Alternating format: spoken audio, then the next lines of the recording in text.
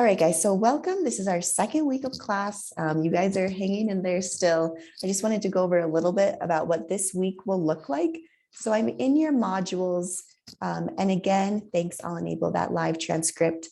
And again, so because we meet synchronously, your Canvas setup is not maybe as pretty as some of your other online classes are, because I'm kind of just giving you all of the files and information, and I try to keep it very simply put because we meet twice a week.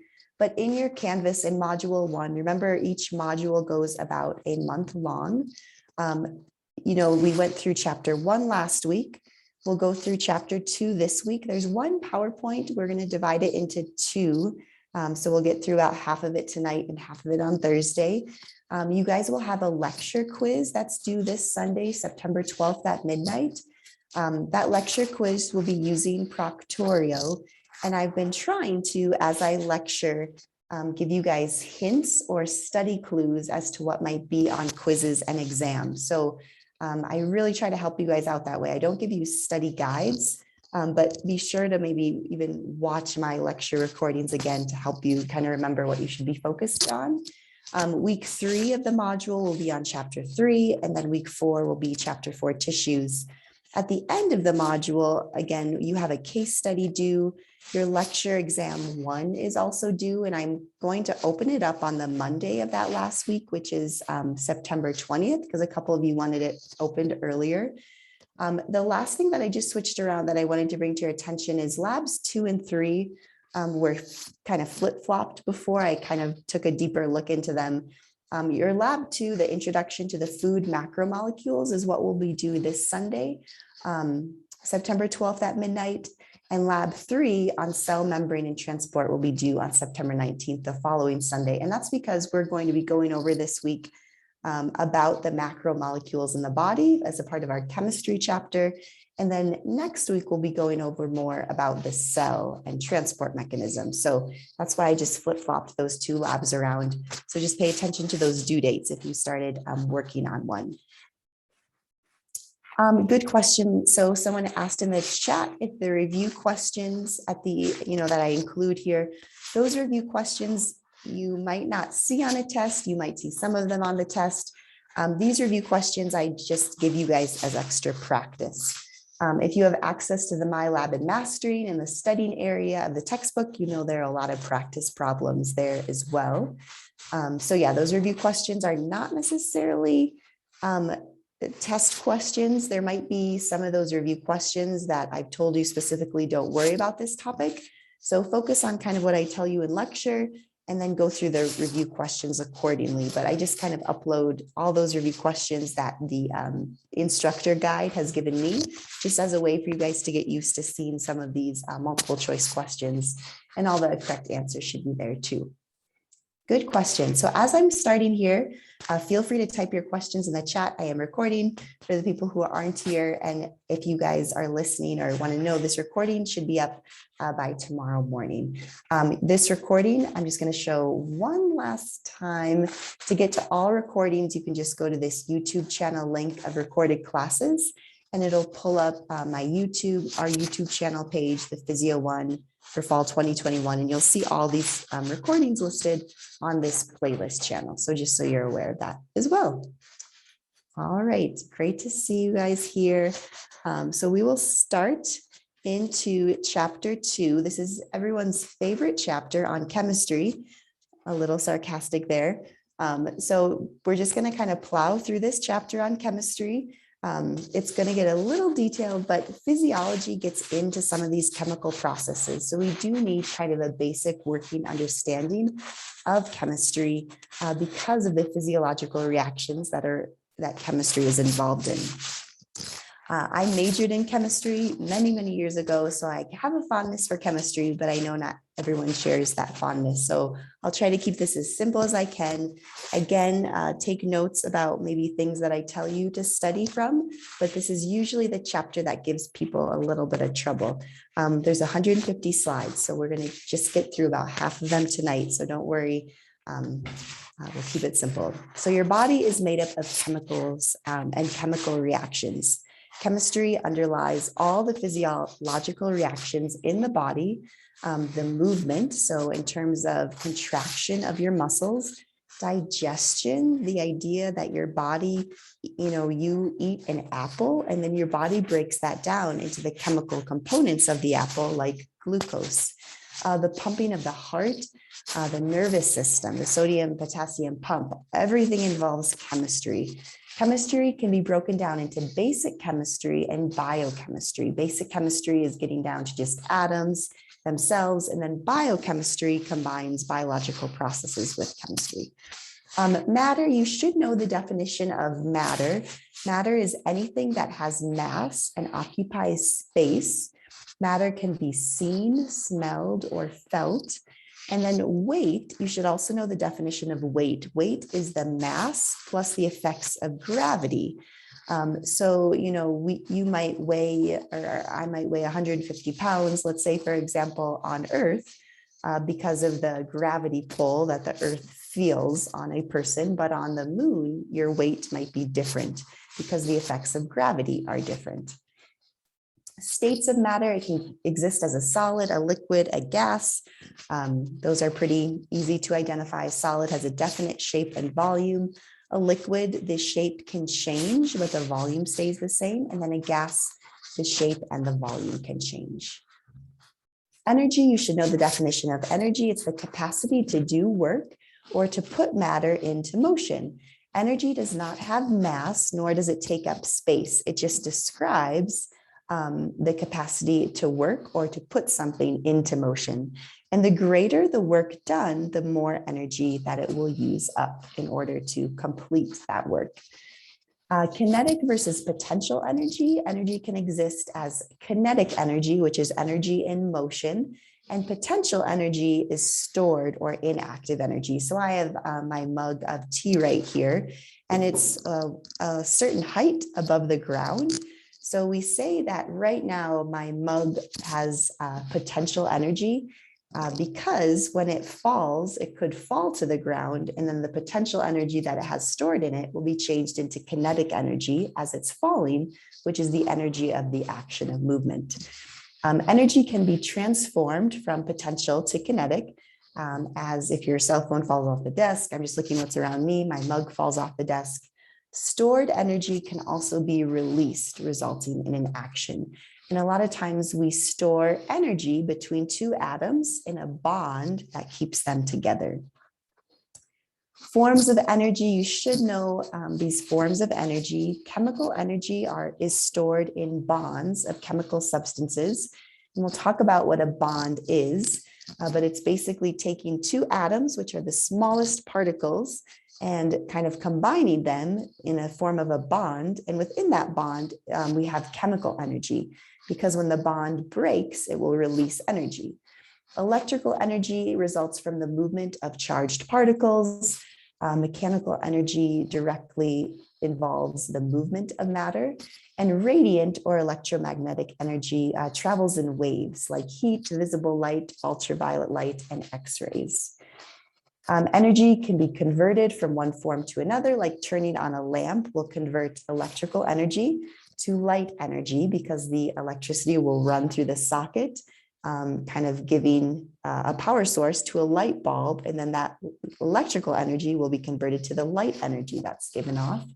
Energy conversion is usually inefficient, and what that means is that some energy is always lost as heat, which can be partly unusable energy. Then we'll get into atoms and elements. All matter is composed of an element, and elements are substances that cannot be broken down into any similar substances by ordinary chemical methods. The main four elements that make up our body, about 96%, are carbon, oxygen, hydrogen, and nitrogen. So when we talk about different macromolecules in the body, a lot of them will be made up of carbon, oxygen, hydrogen, and nitrogen.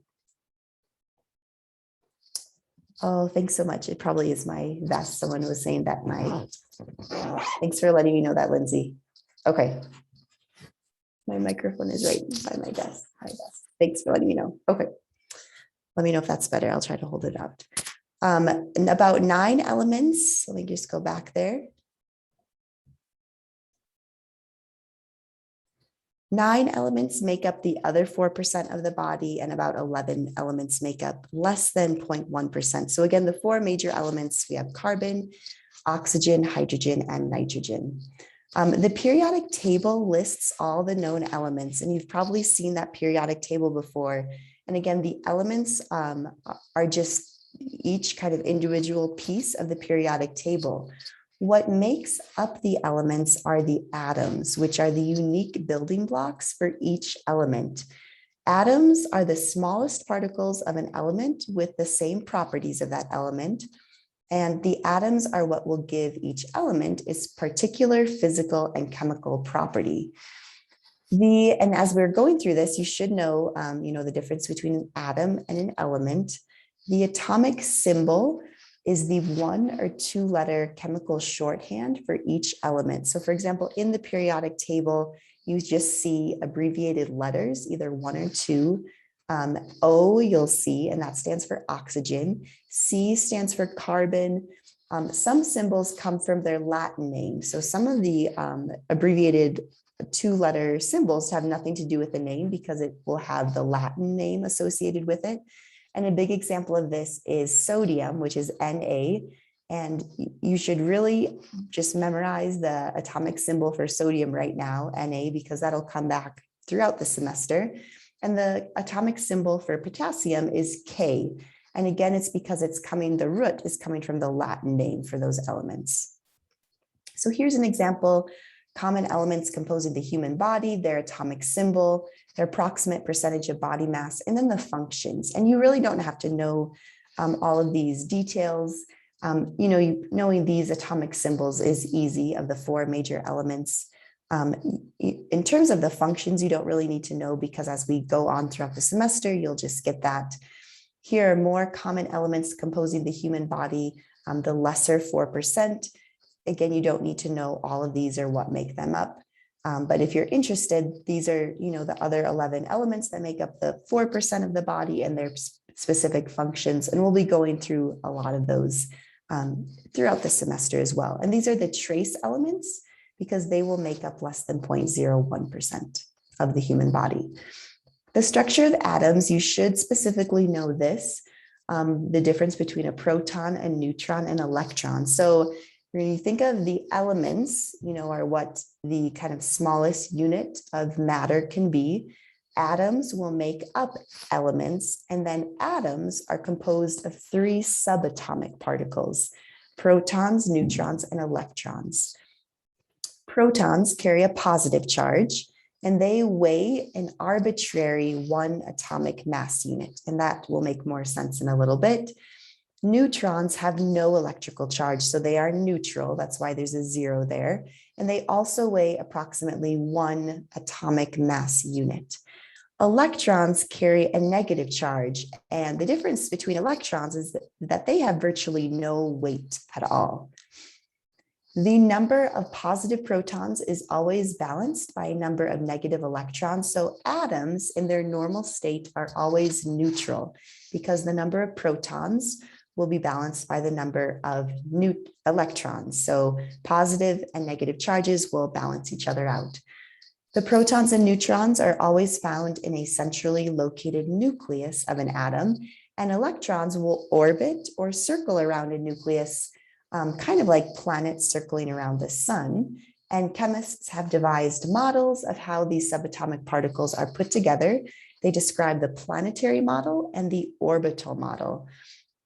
These 2 models you don't really need to know, but we'll be showing pictures of kind of the 2 types of models. So I'm just going to briefly describe them. The planetary model is just a simplified view. It's the outdated view. It just depicts electrons in orbits, kind of in fixed circular paths around the central nucleus. And then the orbital model is the current model used that kind of depicts these orbitals more clearly and accurately. The electrons actually kind of hang out in a cloud around the nucleus rather than a fixed specific orbit, which is what we'll see. The shading in the regions of this orbital model will show the greatest electron density. And that will result in this electron cloud surrounding the nucleus. And this is a little more useful for predicting the chemical behavior of atoms, because the electrons are what will be shared between atoms to form bonds. So here just shows the orbital model. Again, the nucleus is made up of the protons, which are shown in red, the positive charged, and the neutrons, which have a neutral charge, are shown in yellow. And then the electrons are kind of hanging out in this cloud around the nucleus. And then the more simplified kind of model, the structure of the atom is called the planetary model. And that's a little more useful just for drawings and for teaching purposes, because you can see here that this atom has 2 protons, 2 neutrons, and 2 electrons. Identifying elements, different elements contain different numbers of subatomic particles. So for example, hydrogen always has 1 proton, 0 neutrons, and 1 electron. And remember that the protons and the electrons will always equal each other in a neutral atom, because so that the positive and negative charges will balance each other out. Helium, for example, its atomic number is 2 because it has 2 protons, 2 neutrons, and 2 electrons. And lithium has 3 protons, 4 neutrons, and 3 electrons. There's different identifying facts about an element that we can get off of the periodic table, including the atomic number, the mass number, what an isotope is, and the atomic weight. And we'll go over that in a little bit. So here is the atomic structure of the 3 smallest atoms. Hydrogen is the smallest atom because it just has 1 proton and 1 electron. Helium has 2, 2, and 2. And then lithium has 3 protons, 4 neutrons, and 3 electrons. And again, we'll get to this, but the atomic number always refers to the number of protons. And then the number of electrons will always equal the number of protons, because so that the atom can be electrically neutral in charge. So the positive and negative charges balance each other out. So the atomic number is always the number of protons in the nucleus. And in the periodic table, the atomic number is always written as a subscript or a lower number to the left of the atomic symbol. So again, here's the atomic symbol, Li. This is lithium. And the atomic number is always written as a subscript to the left of it in the periodic table. And what the atomic number tells us is it always tells us the number of protons in the nucleus. The mass number is also written in the periodic table. It's the total number of protons and neutrons in the nucleus. That's because it's called the mass number. Remember when we talked about the weight of protons and neutrons? Protons and neutrons both equal about 1 atomic mass unit. And that's the mass number is equal to the number of protons and the number of neutrons. We don't include electrons in the mass number because remember, electrons weigh next to nothing. Electrons are so small, they weigh virtually nothing. So in the periodic table, the mass number is written as a superscript, so above to the left of the atomic symbol. And again, the mass number will always equal the number of protons and the number of neutrons. So in the chat, this is, we're talking about lithium here. The atomic number is 3 and the mass number is 7. So in the chat, I want you to tell me how many neutrons are in lithium.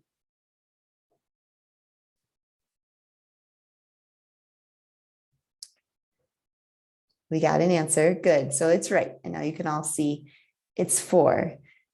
And why does lithium have 4 neutrons? Well, we know that the mass number is 7 and the mass number is equal to protons and neutrons. And we know the atomic number is 3, which is equal to the number of protons. So 7 minus 3 is 4. And that's how we get the number of neutrons. Isotopes, so we're going to kind of keep moving. Hope you're still with me. You guys are doing great. The isotopes are structural variations of the same element. Atoms contain the same number of protons, but will differ in the number of neutrons they contain. So for example, you can have an isotope of the same element where the atomic numbers are the same. And again, the atomic numbers refer to the number of protons. but the mass numbers can be different. And again, mass numbers are equal to protons and neutrons. So that's why we say that atoms of isotopes contain the same number of protons, but they differ in the number of neutrons they contain because the mass numbers will be slightly different. And the average of all the mass numbers of all the isotopes will form an atom. So here we have isotopes of hydrogen. So here's hydrogen with the 1 proton and 1 electron. So it's electrically balanced because it has 1 positive and 1 negative charge. Normally, this is the normal kind of view of hydrogen, but different isotopes of hydrogen can have different numbers of neutrons. So here's deuterium, which has 1 neutron in it, and here's tritium, which has 2 neutrons in it. So they're different isotopes of hydrogen because they have different mass numbers. So here's hydrogen with a mass number of 1. Remember, the mass number is equal to the number of protons and neutrons. Here's the mass number of 2. The mass number is equal to the protons and neutrons, 1 plus 1. And then here's hydrogen 3, the isotope, because it's equal to the number of protons and neutrons. 1 plus 2 is equal to 3. So that's what an isotope is, just different numbers of neutrons. Radioisotopes, you might have heard of. They're isotopes that can decompose to form a more stable form. I won't ask you guys questions about radioisotopes. As this isotope will decay, subatomic particles that are being given off release a little bit of energy, and this energy is referred to as radioactivity. And this can be detected and measured with different scanners. Radioisotopes are, because of they can be detected, are a valuable tool for biological research and medicine. They share the same chemistry as their stable isotope parts, so they're always taken up by the body. And then you can put the body through a scanning machine to kind of view any sort of disease or diagnosis for disease. All radioactivity, however, can damage living tissue. So you'll often hear about someone with cancer taking radioactive chemo because it can destroy localized cancers. Some types of radioactivity can cause cancers, like radon from uranium decay that can cause lung cancer. I won't ask you any questions about radioactivity. So how do we combine atoms together? So kind of the basic units of elements are atoms. When atoms come together, they can form molecules and compounds. Most atoms will chemically combine with other atoms to form molecules and compounds. A molecule is just a general term for 2 or more atoms bound together, and a compound is a specific molecule that has 2 or more different kinds of atoms bound together. So for example, here's a compound, C6H12O6. If anyone knows what that is, put it in the chat. We'll see if anyone knows the name for this compound. You can put that in the chat. So what this compound, this is a chemical formula, and it's telling you that this compound has 6 carbons, 12 hydrogens, and 6 oxygens. And this is, I've got a chat question, it is glucose. We'll come back to this. This might be one you want to memorize eventually, not for this test, but C6H12O6 is glucose. The molecules with only one type of atom, like H2 or O2, are just called a molecule. So a compound is molecules bound together of different kinds of atoms, like C6H12O6, and a molecule just has one type of atom bound together. Most matter exists as mixtures, which is kind of combining 2 or more components that are physically intermixed. We have 3 basic types of mixtures: solutions, colloids, and suspensions. You guys don't have to know this. Eventually you might need to know what makes up a solution, which we'll go through. A solution just has solute particles, which are what is being dissolved. They're very tiny. They do not settle out or scatter light. So an example is mineral water. So you can't see the solutes that are dissolved in it. A colloid has the solute particles that are larger. They scatter light and they do not settle out. So an example of a colloid solution is like a jello. And then a suspension is where your solute particles are the largest. they will settle out, meaning they'll kind of float or descend to a bottom of a container, and they may scatter light. So an example of this is blood. So here we have a sample of blood on the left, as it would be probably taken from a patient right away. After we spin blood down really quickly, the red blood cells will kind of settle off to the bottom and the plasma floats to the top. So that's an example of a suspension. A solution is a homogeneous mixture, which just means that the particles are evenly distributed throughout. The solvent is always the substance present in the greatest amount. So this is usually a liquid, oftentimes water, and the solute is always the substance dissolved in the solvent. It's present in smaller amounts. So an example is blood sugar, where the glucose is the solute being dissolved in the blood plasma as the solvent. True solutions are usually always transparent. So air is a gas solution because there's lots of different molecules dissolved in the air.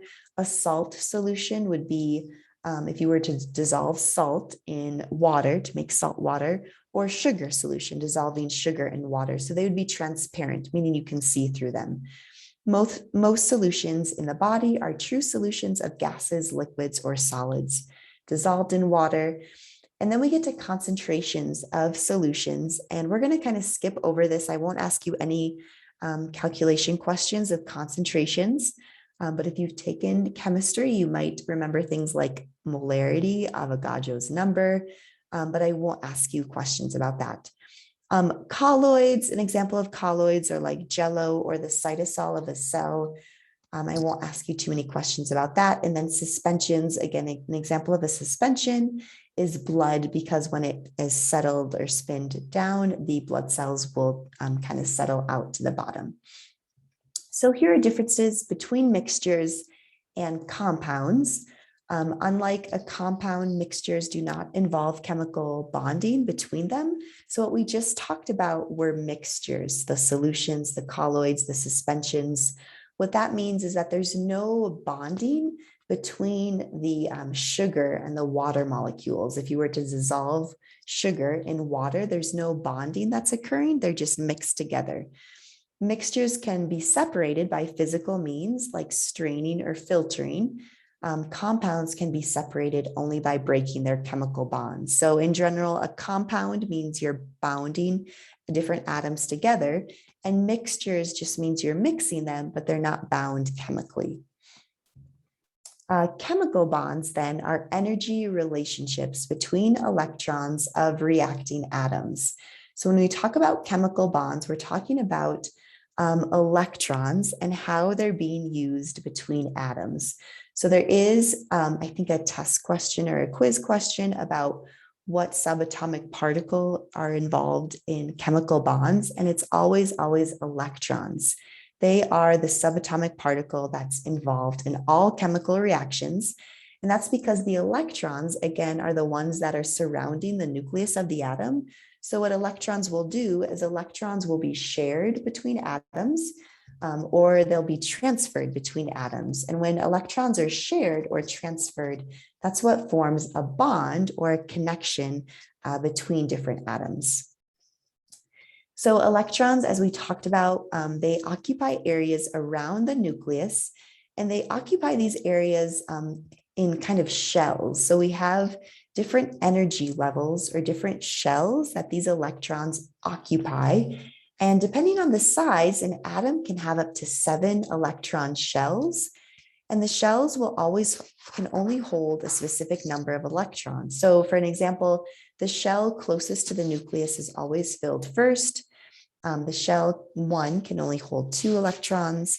Shell 2 can hold 8 electrons. Shell 3 can hold 18 electrons. You do not need to know the different shells and how many electrons they can hold, but understanding these kind of shells and just how the electrons kind of form themselves around the nucleus is important when we talk about bonding between atoms.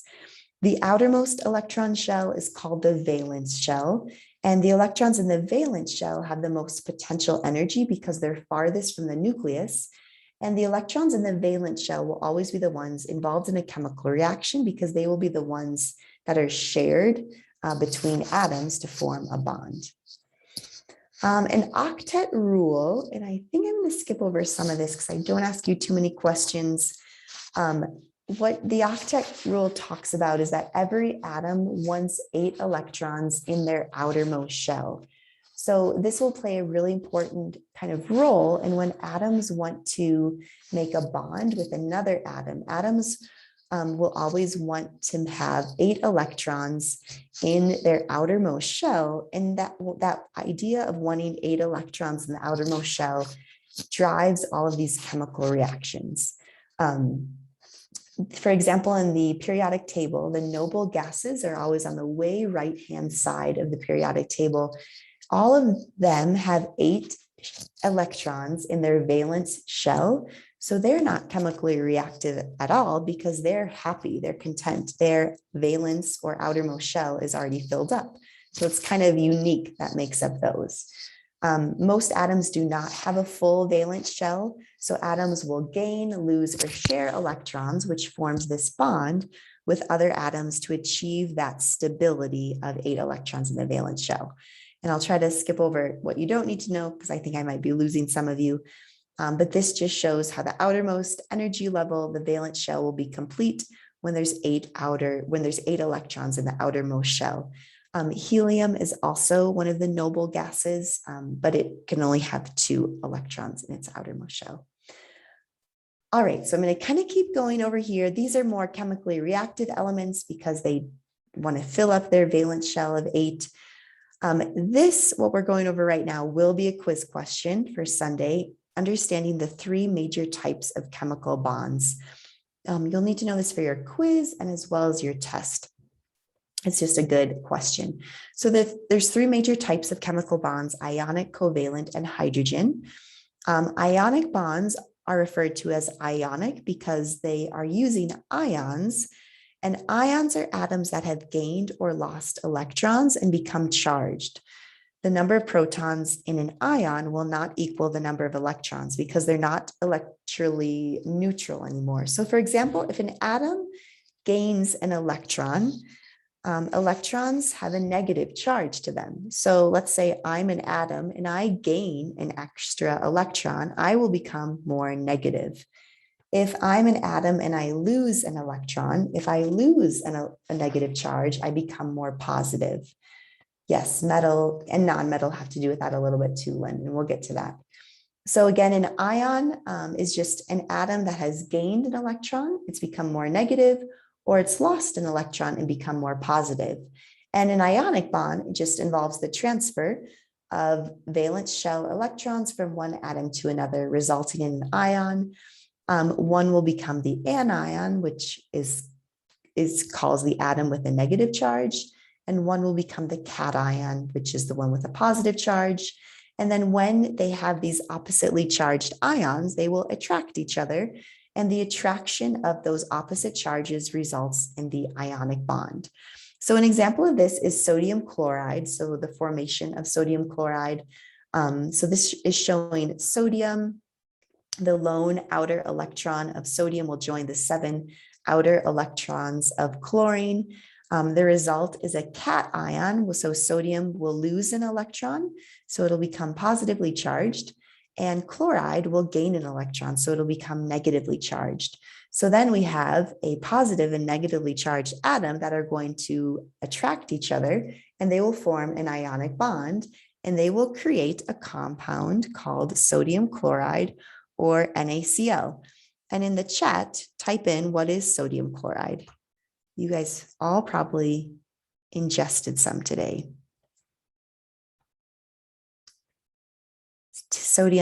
Chloride is table salt. Good, so that's the example of an ionic bond. Most ionic compounds are salts. When dry, salts from the crystal form crystals instead of individual molecules. An example is sodium chloride forming table salt. So this is a look at sodium chloride in the crystals that it forms. So this is why I love chemistry, because it's like learning a new language, and it just explains how everything can come together. So the little crystals of table salt, they actually look like crystals because the ionic bond between sodium chloride creates a crystal into their shape when they're formed. All right. Covalent bond is the second type of bond you should know well. Covalent bond, simply put, is formed by sharing of two or more valence shell electrons. So even just remembering that covalent bonds are the sharing of electrons between two atoms. If two atoms share 2 electrons, that's a single bond. If they share 4 electrons, that's a double bond. And if they share 6 electrons, that's a triple bond. This allows each atom to fill its valence shell at least part of the time. And there's 2 types of covalent bonds. We can have polar and non-polar covalent bonds. And this is just showing the formation of a covalent bond. Really simply put, covalent bonds share electrons. And here we are seeing kind of the sharing of 2 electrons between this carbon and hydrogen there, this carbon and hydrogen there. So we have kind of the sharing of these electrons forming a covalent bond. And we're kind of looking at a carbon atom with sharing electrons with 4 hydrogen atoms. And when we're writing out kind of an easier way to depict this is often shown by writing this structural formula where it shows the carbon in the center and the hydrogen bonds with single bonds forming because they're sharing 2 electrons each. Here is showing, this is oxygen, this is O2, and these 2 oxygen atoms are sharing 4 electrons between them. So that's a double bond. So how we depict a double bond is shown here. So we have OO, that's the formula for oxygen in the periodic table, the atomic symbol. And then we're showing the bonding of those 4 electrons with 2 dashed lines to show a double bond. Okay, so again, this is just covalent bond is sharing of electrons. The 2 types of covalent bonding we talked about are nonpolar and polar. Nonpolar covalent bonds are just equal sharing of electrons. And they will, because there's a complete equal sharing of electrons in a nonpolar bond, we'll get a very balanced molecule like carbon dioxide. And this is what carbon dioxide looks like in real life. So in the middle, we have the carbon. That's the carbon atom. And then these are the 2 oxygen atoms. So CO2 stands for 1 carbon, 2 oxygen.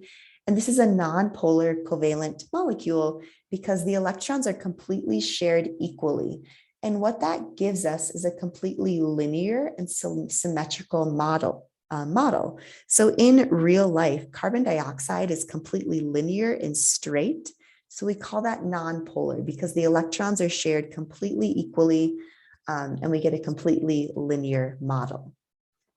In contrast to that, the polar covalent bond is an unequal sharing. So kind of taking a step back again, the second type of bond that we're learning about are covalent bonds. And covalent bonds just stand for the sharing of electrons between 2 atoms. Non-polar covalent bonds is complete equal sharing, and polar covalent bonds is unequal sharing. And when we unequally share electrons, this will result in an electrically polar molecule where like part of the molecule will be more negative and part of the molecule will be more positive.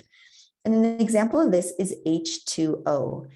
So H2O is water. It's a polar molecule because it's a polar covalent bond. The atoms, hydrogen and oxygen, they're sharing electrons, but they're not sharing them equally. What's happening is that oxygen is kind of the bully. Oxygen is more electronegative, so it will kind of attract and kind of promote a greater pull on those electrons.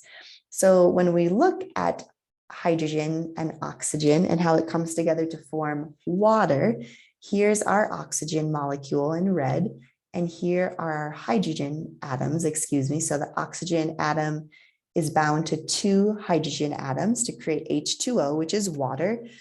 And this is a polar molecule because oxygen is the bully. It's kind of pulling on the electrons more. And this is a delta Greek symbol. And we put a delta negative on the oxygen side because the electrons are being pulled more closely to that oxygen atom. So H2O kind of has a negative end up here by the oxygen, and it has a positive end by the hydrogens because they're giving up their electrons more readily because oxygen is the bully. It's pulling the electrons toward it. So here's just a look kind of at a review of these ionic and covalent bonds, and then the polar and nonpolar, and then examples of each. So this is probably a good kind of slide to pause and just kind of review in summary the differences, because you will have a test or a quiz question just on the differences. And then the third type of chemical bond is a hydrogen bond. And a hydrogen bond is an attractive force between an electropositive hydrogen of one molecule and an electronegative atom of another molecule. Hydrogen bonds are very weak, and they're the weakest type of the bonds. And they're not a true bond because they're more of just an attraction between molecules. They're very common between dipoles such as water, and this is what makes water a liquid or gives water its unique properties. It holds a large molecule in a three-dimensional shape. So you'll find hydrogen bonds binding your DNA strands together in the middle as well, which we'll get to. So here's just an example of a hydrogen bond. The hydrogen bond itself is indicated by a dotted line. So again, it's not actually a true bond. It's more of just an attraction between the negative end of one molecule and the positive end of another molecule. So you kind of have two molecules being attracted together, the positive and negative ends. So this is hydrogen bonding. And this is what gives water its unique properties. A water strider can walk on the surface of the water because of the high surface tension of water. Okay, then chemical reactions, and we're just going to get through maybe like 10 more slides before I let you go for tonight, because your brains are probably hurting already, I know. Chemical reaction then is what we describe when chemical bonds are formed, rearranged, and broken. And chemical reactions happen all the time in your body. These reactions can be written in symbolic forms, which we call chemical equations. And in chemical equations, we always use the letters of the atomic symbols that are found in the periodic table of elements. Chemical reactions will always contain the reactants on one side, which are the substances that enter into the reaction together. And then on the other side of the reaction, we have the products, which are what will result after we kind of have this magical kind of concoction that occurs when different reactants come together. We get a different product at the end. Reactants and products, I usually describe this as, if any of you guys like to bake or cook, think of the reactants as all of your ingredients and the products as kind of the final product. So let's say the reactants are the butter, chocolate chips, flour, and the product is a chocolate chip cookie. The amounts of the reactants and products are shown in a balanced equation. So everything has to kind of balance each other out. Compounds are represented as molecular formulas. So H2O is the molecular formula for water, giving us, and it tells us how many atoms are in water. C6H12O6 is the molecular formula for glucose. The subscript indicates the number of atoms joined by bonds, and the prefix denotes the number of unjoined atoms. So for example, in a molecular formula, the 4H would stand for the 4 hydrogens. So if we add one H and one H together, one atom and one hydrogen atom together, we'll get hydrogen gas. If we add 4 hydrogens together and one carbon together, we get CH4, which is methane. We're kind of getting into a lot of details here of chemical equations. You should be able to recognize a chemical formula, know what the products, what their reactants are in a chemical formula. But other than that, I don't get into too much more. There's 3 different types of chemical reactions. We have synthesis reactions, which involve atoms or molecules combining to form a larger, more complex molecule. So for example, if we have an A atom and a B atom and they come together to form an AB product, this is what we call an anabolic or a building process. So your body builds proteins. It takes different amino acids and creates proteins. So this idea of synthesizing is taking individual atoms and then putting them together to create a more complex molecule. So that's a synthesis reaction. Here's an example of amino acids coming together to form proteins. So that's a synthesis reaction. A decomposition reaction is just breaking something down. So it involves the breakdown of a molecule into smaller molecules or its constituent atoms. And it's just the reverse of a synthesis reaction. So instead of creating something, we just break it down, and we call this a catabolic reaction. So we will break the bonds, and this is a typo, and I'm so sorry I have not fixed this. So this typo, let me just see if I can redo it right now for you guys, because this is going to bother me and I can't actually change it. So I'm just going to delete and kind of rewrite it out. So sorry about that. So, and again, a decomposition reaction, if we have, let's say we have a molecule AB, and a decomposition reaction would just break the bonds between the A and B atom to form individual atoms. So that's a decomposition reaction, breaking bonds, breaking things down, and we also call that a catabolic reaction. So an example is turning glycogen and breaking it down into its individual glucose molecules. So what glycogen is, it's a complex molecule that just stores sugar. So if we break down glycogen down into its individual components, we would break it down into glucose, and that's a decomposition. And then the third type of chemical reaction is just an exchange reaction. It's also called a displacement reaction. It involves both synthesis and decomposition at the same time because we're breaking and creating bonds. So let's say we have atoms A and B, we add them to C, and we're just kind of exchanging or moving things around in this chemical reaction. So we get AC plus B. And here we have a different example. Let's say we have two molecules, A, B, and CD, and then we're just going to kind of switch up the products to get AD and CD. So that's just an exchange or displacement. An example of this is taking adenosine triphosphate, adding it to glucose to kind of move one of the phosphate groups over to kind of the glucose. So we're kind of displacing or moving different parts of the molecule around. Types of chemical reactions in a living system like us or other animals, these reactions are also referred to as reduction-oxidation or redox reactions. And I don't get into too much detail on your lecture exam or your quiz about redox reactions, but just remember this because it'll come back to haunt you later in the semester. A redox reaction is an example of a displacement reaction where atoms will be reduced when they gain an electron, they'll become negative, and atoms will be oxidized when they lose an electron or become positive.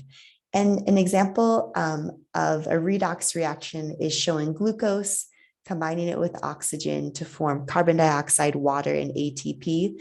And this is cellular respiration, which we'll go into more detail.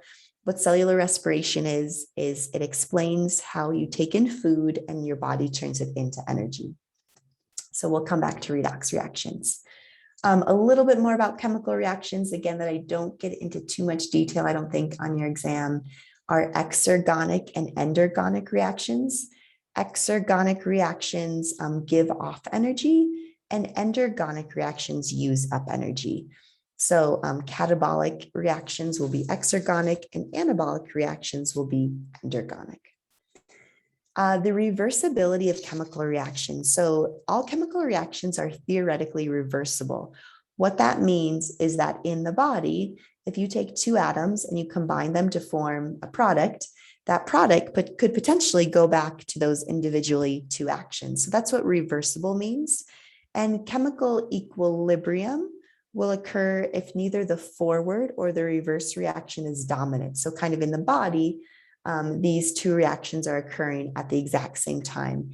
And a good example of this is in the blood, when your blood turns carbon dioxide into bicarbonate ion. Many biological reactions are not reversible. The energy requirements to go backward would be too difficult. So a lot of biological reactions in the body can't go back the way they came because it would take too much energy to do that, and the body just doesn't have that much energy. Or the products have been removed to be used in something else. The speed of the chemical reaction, and again, we'll probably get through this part and then we'll pause. So thanks for your patience with me, guys.